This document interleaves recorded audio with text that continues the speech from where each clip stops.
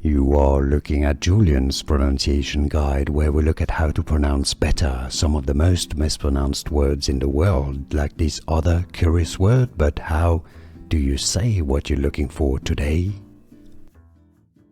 Let's learn how to pronounce this name, this phrase. From French, it is a painting by Italian artist. If you want to learn how to pronounce his name correctly, I've got a video for you, so stay tuned for that. So he was Italian, but this is a French phrase meaning naked and lying down on a bed. Nu is the French pronunciation. Nu. I know the U sound is very French, difficult to produce for English speakers.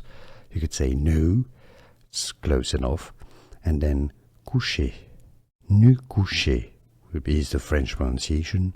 Nu couché. In English, if you cannot pronounce French perfectly, you can say it as nu couché. Nu couché. Shanghai, New York, I believe that's where the painting is. Let me know in the comments. Nu couché or nu couché. Here are more videos on how to pronounce more confusing words and names too many mispronounced. Like this video if you found it useful. I appreciate your support. I'll see you soon and thanks for watching.